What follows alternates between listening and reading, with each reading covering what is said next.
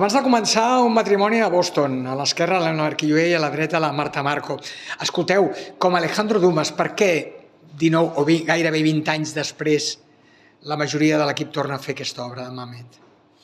Bueno, una mica és una excusa per rememorar l'Anna, per tornar-nos a juntar després de 20 anys amb l'Emma, amb el Mestres, perquè de sobte aparegui l'Emma Arquilloé. No sé, la vida a vegades tots són senyals, no? I peces que s'ajunten.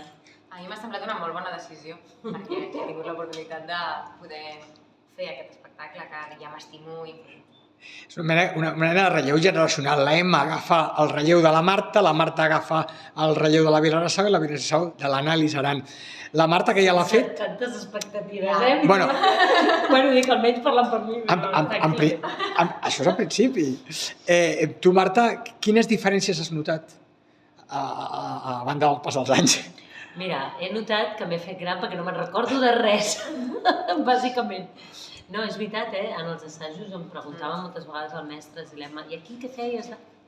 Hòstia, no ho sé, han passat moltes coses entremig, però bueno, no és que recordi res, però sí recordo sensacions, moments viscuts, molta alegria, i estar treballant amb dos grandes com l'Anna i l'Emma, i de sobte, no sé, és molt bonic tornar-ho a reviure.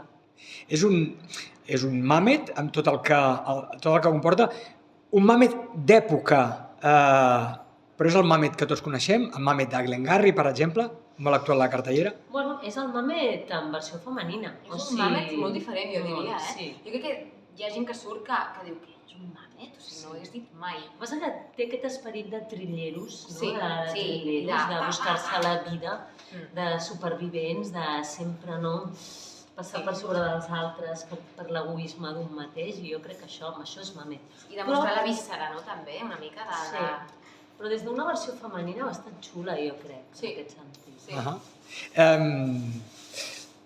És un Mamet, però segurament també tindrà tocs com d'Oscar Wilde, no? Clar, de fet, sí, a mi... El llenguatge, sí.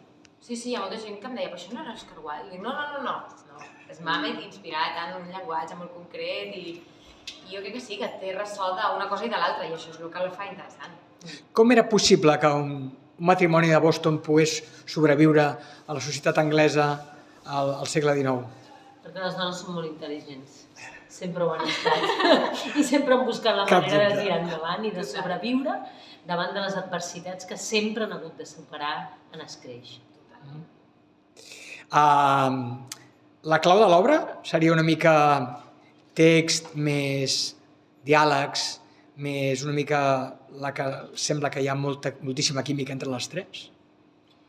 Crec que no té gaire més secret, no, aquesta obra, vull dir, perquè en el fons és un divertiment, però en canvi és una cosa que tècnicament és molt difícil perquè el llenguatge i com ho ha escrit el Mamet, no? Com es tallen, com intervenen, és una partitura, és molt difícil. I és molt intens, és 1h35, que no pots baixar el ritme, és allà, és dalt.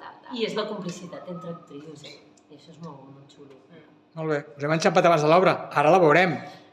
I ens agradarà, Ens ho passarem molt bé, Marta i Emma, moltes gràcies. Gràcies a tu, Pep.